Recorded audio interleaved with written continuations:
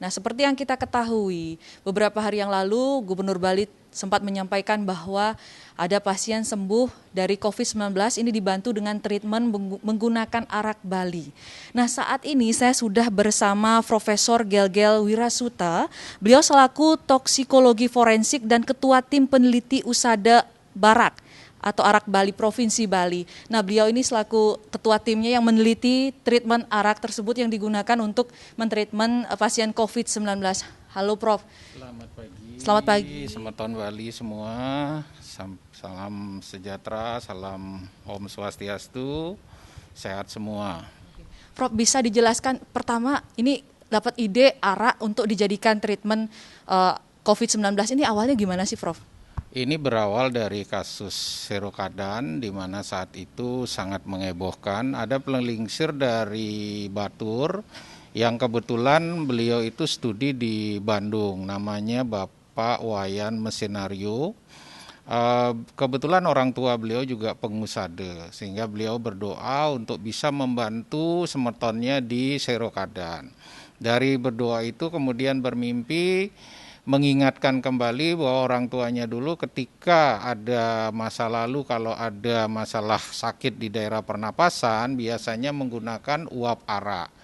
Jadi diambil arak kemudian dipanaskan, diuapkan. Nah, uap itulah yang dihirup untuk penyembuhan segala macam infeksi yang ada di daerah saluran pernapasan. Baik, termasuk COVID-19 yang beberapa hari lalu terjadi ya banyak juga pasien yang dinyatakan sembuh menggunakan treatment ini. Sebenarnya treatment ini terbuat dari bahan-bahannya apa saja, Prof? Treatment ini berbahan dasar arak. Jadi ketika waktu itu diuapkan pakai api itu berbahaya sekali kalau bahan dasar araknya diuapkan dengan api dia akan bisa terbakar. Nah, saya memodifikasi dan melakukan penelitian formulasi di rumah. Yang kebetulan saya juga meneliti tentang arak berkaitan dengan Pergub 1 2020. Nah, dari situ kita mendapatkan arak yang kualitasnya sangat bagus, di mana arak saya fermentasinya diperbaiki, kemudian didestilasi dengan destilasi khusus, sehingga kita mendapatkan arak yang kualitas bagus. Nah, dari situ alat yang dipakai adalah alat nebulasi yang sering dipakai di dunia kedokteran. Nah, di sini pengobatannya adalah pelayanan pengobatan tradisional Bali empiris sesuai dengan Pergub 55 2019.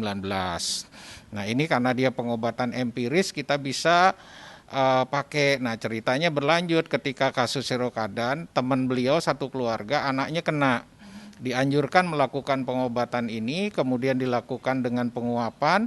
Nah, itu 2 hari melakukan treatment, setelah hari ketiga di swab hasilnya negatif. Nah, setelah itulah baru kita sampaikan kepada Pak Gubernur bahwa ini memungkinkan dipakai untuk membantu semeton Bali yang terinfeksi corona. Nah. Oke, sebelum kita lanjut lagi Pak Prof, sebenarnya apa sih kandungan dari arak ini sehingga dia mampu untuk menekan seperti yang kasus di Serokadan, anaknya sembuh 2 hari setelah ditreatment dengan menggunakan arak ini? Yang anaknya sembuh itu bukan di Serokadan, itu keluarga lain lagi yang dinyatakan positif, sehingga keluarga yang trace terdekat disuspek dilakukan penyembuhan dengan ini, kemudian di swab dikatakan sembuh. Nah, kandungan yang ada di sini umumnya arak itu alkohol, tapi di sini setelah saya teliti di lab forensik bahwa arak itu tidak hanya mengandung alkohol. Jadi hasil fermentasinya jelas mengandung alkohol turunan lain dan juga asam asetat. Nah, itu ciri khas dari arak yang saya pakai yang berasal dari desa Triekebuana. Nah, Prof, bagaimana perbedaan misalnya pasien yang menggunakan obat biasa, obat medis pada umumnya, kemudian yang tidak ditreatment dengan menggunakan arak ini, berapa lama dia proses penyembuhan, kemudian jika ditreatment dengan menggunakan treatment arak ini, kemudian berapa lama dia bisa sembuh? Pada saat sebelum kita melakukan treatment arak pada pasien OTG atau karantina, Bali itu kekurangan tempat karantina karena jumlah pasiennya sangat membludak, sehingga banyak sekali hotel yang disewa untuk kebutuhan karantina. Hasil analisa dari pasien tersebut, 50 pasien rata-rata membutuhkan waktu penyembuhan lebih dari 10 hari.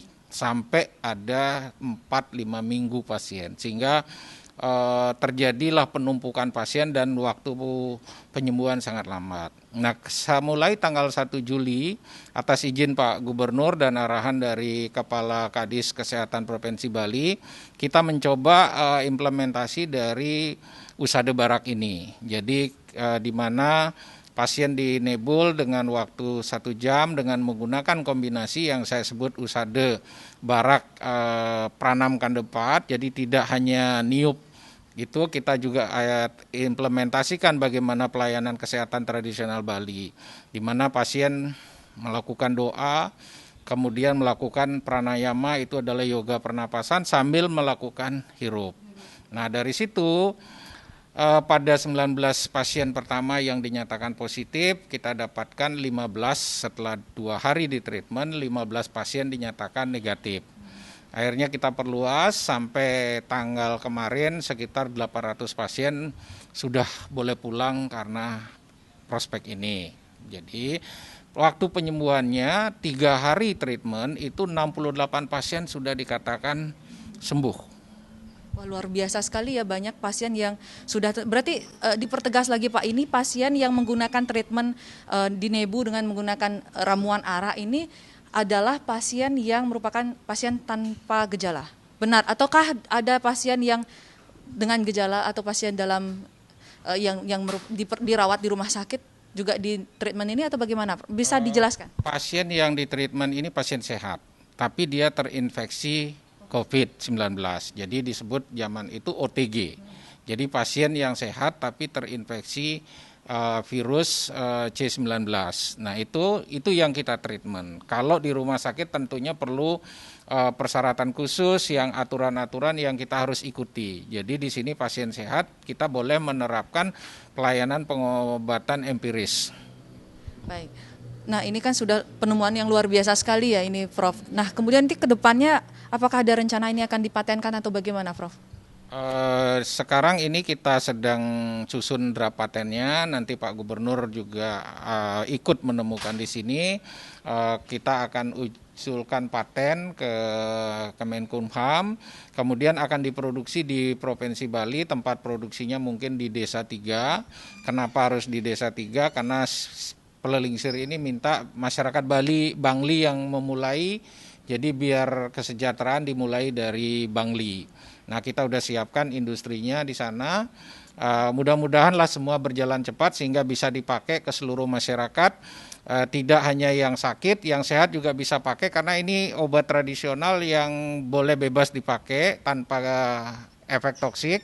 Karena apa? Alkohol yang dihirup dengan laju penguapan seperti ini cuma 0,4 ml per menit dengan kadar kandungan alkohol 25%, itu sekitar 0,1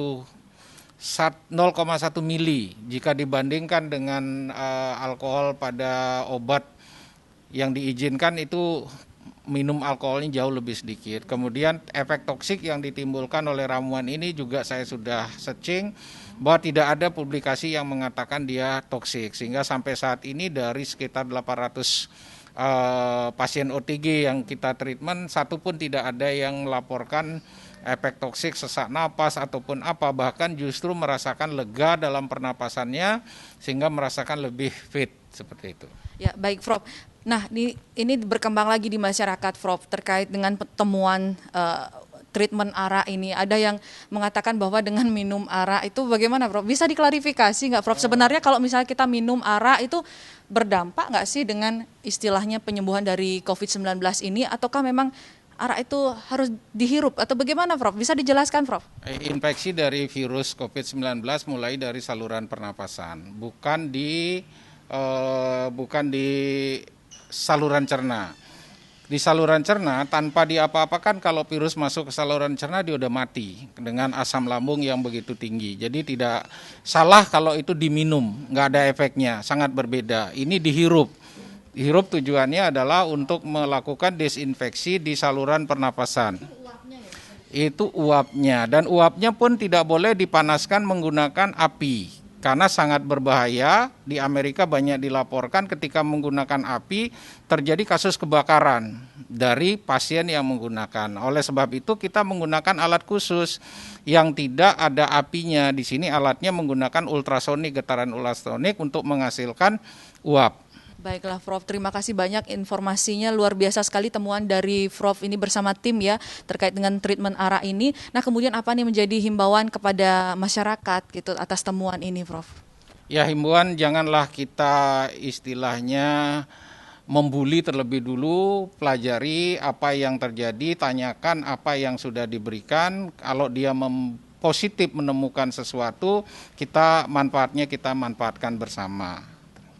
Terima kasih Prof atas waktunya. Mudah-mudahan nanti ini bisa dipatenkan lagi dan bisa berkembang lagi ya dan diuji mungkin secara klinisnya untuk manfaat dari arak ini terhadap kesembuhan dari COVID-19 ini ya Prof ya.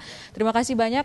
Nah itu dia tadi perbincangan kami terkait dengan treatment yang digunakan kepada pasien COVID-19 dengan bahan dasar menggunakan arak. Nah seperti apa tadi sudah dijelaskan bahwa ini memang ada treatment khusus jadi tidak sembarangan, bukan dengan diminum tapi ada cara khusus memang proses dari arak ini sehingga bisa digunakan untuk mentreatment pasien COVID-19. Demikian, saya Sinta Pramadewi, Sang Putu Aryase, Kompas TV, Denpasar, Bali.